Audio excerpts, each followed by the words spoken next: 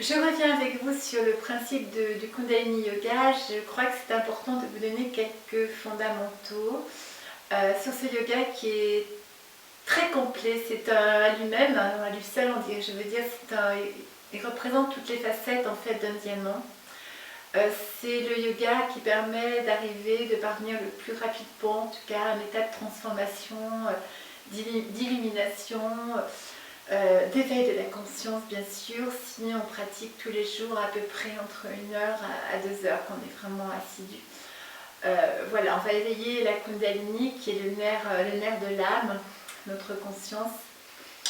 Et cette Kundalini, c'est important que vous sachiez comment elle fonctionne et quelles sont les précautions à prendre avant de commencer ces cours de Kundalini Yoga, voilà, qui s'adresse, je le précise, suite à la question d'Egring ce matin. Il n'y a pas de niveau en fait dans le Kundalini Yoga. Le niveau, c'est simplement dans la durée pendant laquelle vous pouvez tenir les postures. Quand vous êtes débutant, eh bien effectivement, il y a certaines postures comme la posture de l'attention dans ce kriya sur l'éveil des 10 corps. C'est plus difficile de le tenir à 1 minute ou 3 minutes même pour des débutants qui vont le tenir peut-être 10 secondes, mais c'est déjà pas mal.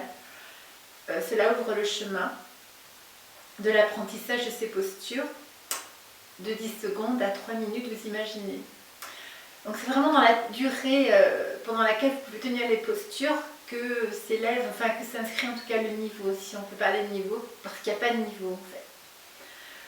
Maintenant vous allez progresser avec les postures, vous pouvez les aménager, si c'est trop difficile d'être en tailleur, ben vous vous posez sur une chaise, vous pouvez plier les jambes également quand il s'agit par exemple dans étirement du nerf de vie, de tendre les jambes, vous avez la possibilité de plier vos jambes.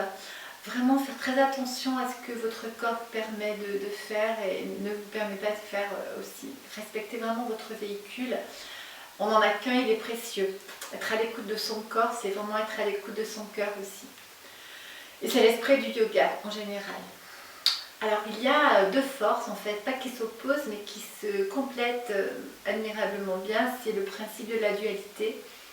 C'est le positif, le pôle positif, le pôle négatif.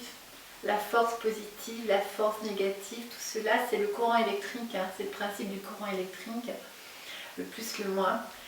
Le féminin, le masculin, la lune, le soleil, le plus, le moins ou le moins, le plus. Il n'y a pas de plus ou de moins avec le féminin et le masculin, mais on va dire que le plus égale plutôt le soleil, donc plutôt masculin. Le moins, c'est plutôt l'énergie de la lune, donc l'énergie de la nuit et l'énergie féminine. Voilà, mais on n'est pas inférieur au masculin, je vous rassure, bien entendu, ni supérieur, nous sommes égaux. Alors dans ces deux forces qui constituent la polarité de toute vie humaine, hein, de toutes nos cellules, tous nos atomes, il y a deux forces. Le prana, qui est la force de vie de l'atome. Le prana, c'est en fait ce qui permet à l'atome d'être vivant. Il passe par notre souffle, notre souffle vital, par la technique du pranayama notamment. C'est ce qui donne de la vie à l'atome. Donc là, c'est une force positive qui est reliée, on va dire, à l'énergie du soleil, à Ida, qui est donc le canot de droite, qui est le plus. Et nous avons à côté de cela la force d'élimination qui est Apana. Alors cette force d'élimination, elle est reliée au moins, à la lune, au féminin.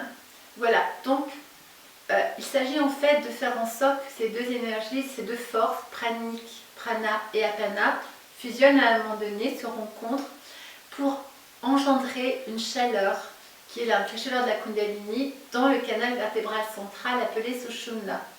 Alors cette rencontre, elle se fait là, au-dessous du nombril, au niveau du réservoir d'énergie vitale qui est à peu près 2 doigts et demi au-dessous du nombril. Donc ici exactement, c'est le siège du deuxième chakra, chakra sacré, entre le deuxième et le troisième.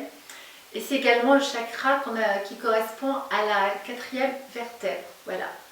Donc c'est là que fusionne cette chaleur de la Kundalini quand elle rencontre prana, rencontre apana, donc la force d'élimination qui rencontre la force de vie de l'atome. Et par certains exercices que nous faisons à travers notamment la respiration du feu, bien forcément, nous allons activer de la chaleur dans ce centre-là, ce chakra qui correspond à la 4e vertèbre et qui s'appelle aussi Nabi Chakra.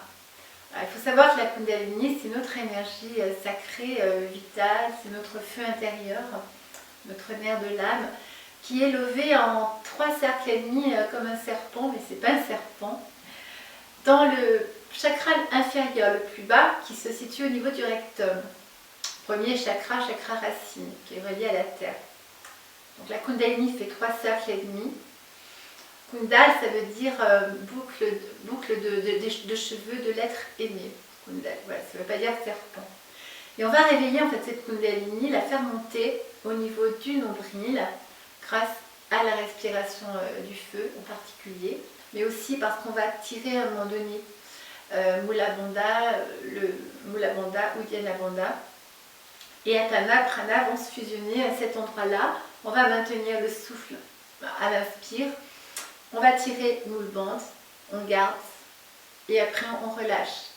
Et dans l'expire. Donc la Kundalini va monter, là, dans cette inspiration du prana. Et après elle va redescendre dans le premier chakra.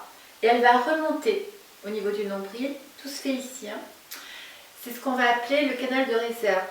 Et à un moment donné, si on continue de la stimuler, cette Kundalini, cette énergie du feu, cette âme, ce nerf de l'âme, eh bien, elle n'aura pas d'autre choix à un moment donné que de monter les 6 autres chakras pour arriver au sommet du crâne, en passant la barrière de la nuque, là du cou, la fermeture du cou, qui est vraiment, la fermeture de la nuque qui est vraiment l'obstacle, on va dire, de la colonne vertébrale pour empêcher cette Kundalini de monter, d'où vers les étages supérieurs. Chakra coronal, lotus, pour avoir cette connexion avec l'infini, le divin, le Dieu qui est en nous, bien sûr, notre être béni.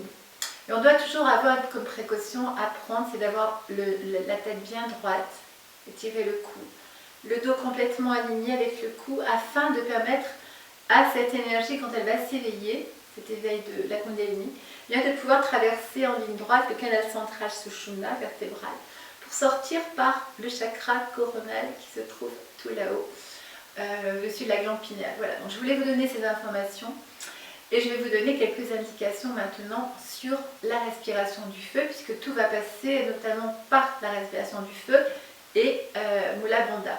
Mula Bandha, Uddiyana Bandha, voilà, les fermetures racines, les fermetures abdominales.